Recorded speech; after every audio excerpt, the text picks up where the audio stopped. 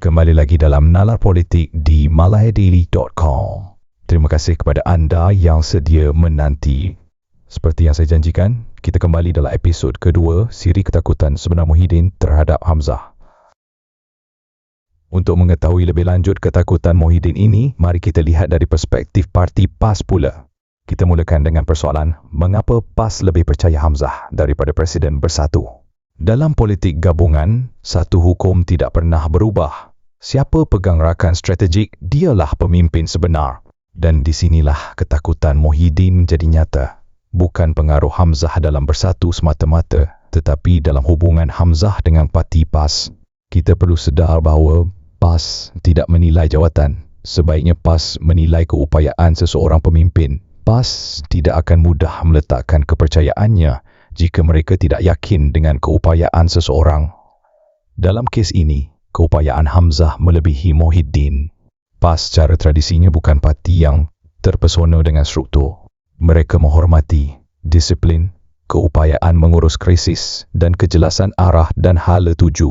Dalam realiti operasi PN di Parlimen yang meliputi rundingan harian, penyelarasan strategi, pengurusan tekanan isu nasional, semuanya lebih kerap digerakkan oleh Hamzah sendiri selaku ketua pembangkang, bukan Presiden Bersatu. Bagi PAS, ini mudah. Siapa buat kerja, dialah rakan sebenar, dialah yang boleh diharapkan. Muhyiddin mungkin Presiden Bersatu secara formal, tetapi Hamzah ialah operator yang menggerakkan segala jentera Bersatu dan PN. Hal kedua yang perlu kita ketahui, Hamzah faham psikologi PAS. Muhyiddin sering silap baca, malah tersasar setiap masa. Kekuatan Hamzah yang tak disedari ialah Hamzah tidak memandai-mandai untuk cuba mengajar PAS bagaimana berpolitik. Hamzah bercakap dalam bahasa kepentingan bersama, tidak flip-flop seperti mana Muhyiddin, dan Hamzah memahami hierarki dalaman PAS. Muhyiddin pula kerap dilihat membuat keputusan unilateral, mengumumkan pendirian sendiri tanpa merujuk jawatan kuasa, dan Muhyiddin menganggap PAS akan akur saja kehendaknya. Dalam politik PAS, pendekatan Muhyiddin ini dianggap kurang hikmah, tidak menghormati persahabatan, dan PAS sangat sensitif terhadap perkara itu. PAS melihat Hamzah sebagai jambatan, sedangkan PAS melihat Muhyiddin sebagai halangan. PAS sentiasa memikirkan politik pasca PRU, bukan sekadar hari ini.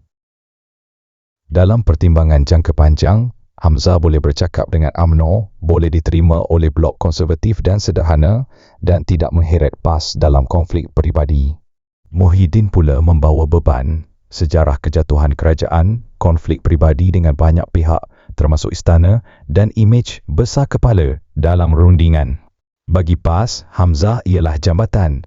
Muhyiddin semakin dilihat sebagai bottleneck. Dan dalam politik gabungan, siapa yang menjadi bottleneck akan diketepikan. Yang menjadi jambatan akan menjadi pilihan. Ketakutan sebenar Muhyiddin yang sebenar dalam konteks ini ialah PAS boleh move on tanpa Muhyiddin.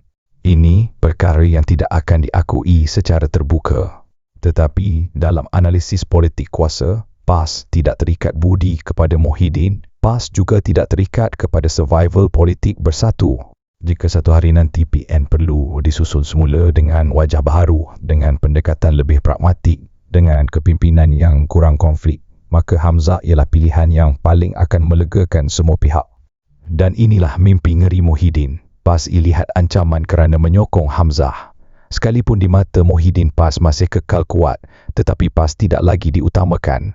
Kali ini, serangan terhadap Hamzah ialah isyarat panik kepada kuasa PAS. Apabila notis disiplin dikeluarkan terhadap Hamzah, mesejnya bukan sekadar dalaman Bersatu. Ia juga mesej kepada PAS. Jangan terlalu rapat dengan dia. Tetapi dalam politik, tindakan panik sering membawa kesan songsang.